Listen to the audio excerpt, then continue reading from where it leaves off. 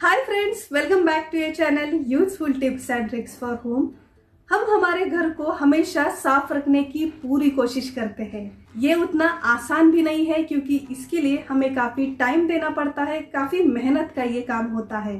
और इतनी सारी मेहनत करने के बाद अगर एक भी कॉमन क्लीनिंग मिस्टेक्स हम कर जाए तो ये सारा क्लीनिंग का काम और भी डबल हो जाता है और भी काम बढ़ाने वाला हो जाता है। सो फ्रेंड्स, आज की इस वीडियो में हम कुछ ऐसे ही कॉमन क्लीनिंग मिस्टेक्स देखेंगे और इन मिस्टेक्स को फिक्स करने का तरीका भी देखेंगे जिससे नेक्स्ट टाइम हमसे ये मिस्टेक्स ना हो सके। फ्रेंड्स, आई होप कि ये आज का वीडियो आपके लिए जरूर यूजफुल होगा। इन वीडियोस को बनाने के पीछे मेरी काफी मेहनत होती है। अगर ये मेहनत आप तक पहुंच रही हो और ये वीडियो आपको थोड़ा भी यूजफुल लगा हो तो इस वीडियो को आप एक लाइक जरूर कीजिएगा। और अगर आप इस चैनल पे नए हैं और अब तक आपने इस चैनल को सब्सक्राइब नहीं किया है तो अभी जाकर सब्सक्राइब कीजिए, क्योंकि इस चैनल पर आप कुछ ऐसे ही बहुत ही यूजफुल वीडियोस देखेंगे। तो चलिए बिना देर किए शुरू करते हैं आज का ये वीडियो।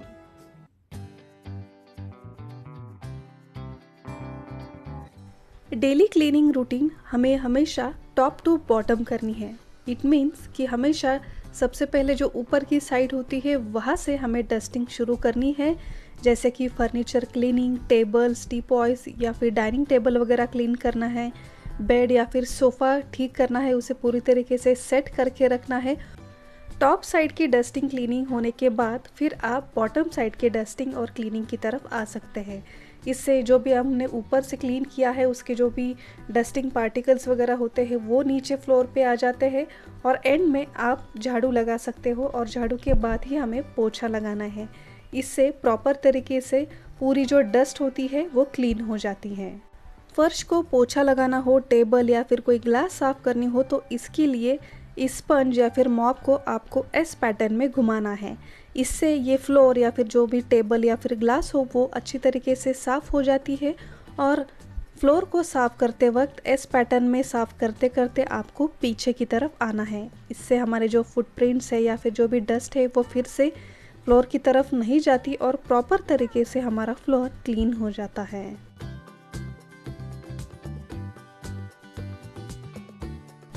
किसी भी कांच, काउंटर टॉप या फिर खिड़की या फिर टेबल को क्लीन करते वक्त उसकी सरफेस पे आप डायरेक्टली कोई क्लीनर स्प्रे ना करें। इससे इसके ऊपर जो भी डस्ट है वो और भी हार्ड होने के चांसेस हो सकते हैं। इसीलिए इस क्लीनर को सबसे पहले आप किसी माइक्रोफाइबर क्लॉथ के ऊपर स्प्रेड करें और अब इसी स्प्रेड किए हुए माइक्रोफाइबर क्लॉथ को आप एस डायरेक्शन में घुमा के इस सरफेस को क्लीन करें। इससे ये जो क्लीनर है वो काफ़ी कम क्वांटिटी में लगता है और जो भी सरफेस है वो अच्छी तरीके से क्लीन भी हो जाता है। चीज़ें अच्छी तरीके से और इफ़ेक्टिवली साफ़ हो इसीलिए तो हम क्लीनर का यूज़ करते हैं, लेकिन इसके ऊपर बिना किसी इंस्ट्रक्शन को पढ़े, बिना किसी डायरेक्शन को फॉलो किए बिना कई सारा क्लीनर हम किसी भी चीज़ के ऊपर स्प्रेड कर देते हैं, काफ़ी सारे क्वांटिटी में उसे यूज़ करते हैं। उससे उस क्लीनर का जो इफ़ेक्ट है वो उन चीज़ों पे दिखने लगता है। कई सारे एक्सपेंसिव चीज़ें डैमेज होने लगती हैं। इसीलिए हर एक चीज़ को सही तरीके से यूज़ करें, कम क्वांटिटी में, जितनी मात्रा में आपको चाहिए उतना ही क्वांटिटी में आप उसे यूज़ करें। बेस्ट रिजल्ट के लिए आप चाहे तो उस क्लीनर को 1 से 2 मिनट के लिए ऐसे ही उस सरफेस पे स्प्रेड करके रखें। 1 से 2 मिनट के बाद आप क्लीनिंग शुरू करें। इससे इसका रिजल्ट काफ़ी हद तक अच्छा आ जाता है और जो क्लीनर है वो भी करेक्ट क्वांटिटी में यूज़ होता है।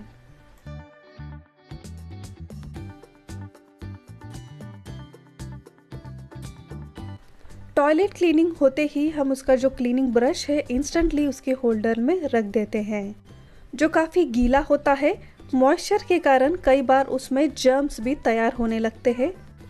इसलिए जब भी आपकी क्लीनिंग का पूरा काम हो जाए तब उसी ब्रश को आप उसी टॉयलेट क्लीनर से अच्छी तरीके से डिसइंफेक्ट करें, उसे पूरी तरीके से सूखने दें और उसके बाद ही आप उसे उसके होल्डर में रखें। इससे ये पूरी तरीके से ड्राई हो जाएगा और उसमें बिल्कुल भी बैक्टीरिया वगैरह तैयार नहीं होंगे।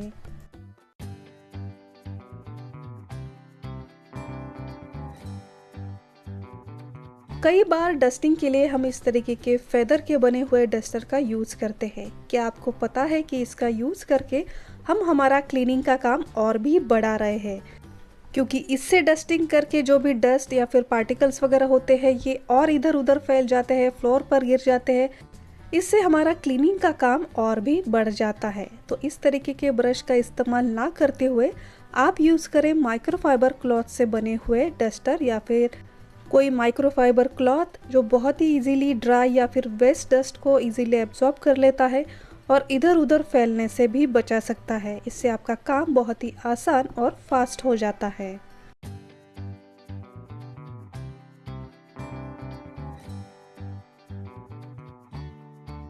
एक ही कपड़े से सभी घर के रूम्स को साफ करना मतलब एक रूम के बैक्टीरियाज को दूसरे रूम में लाने के जैसा है।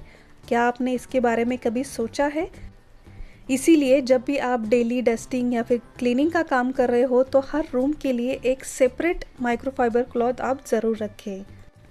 इसके लिए आप कलरफुल माइक्रोफाइबर क्लॉथ यूज़ कर सकते हो, जैसे कि किचन के लिए ग्रीन, लिविंग रूम के लिए ब्लू या फिर बेडरूम के लिए रेड। इस तरीके के कलरफुल माइक्रोफाइबर क्लॉथ आप परचेस करें, जिससे आइडेंटिफाई करना भी आसान हो जाता है। और डेली इसे आप क्लीन करके ज़रूर रखें ताकि ये अच्छी तरीके से डिसइंफेक्ट हो जाए।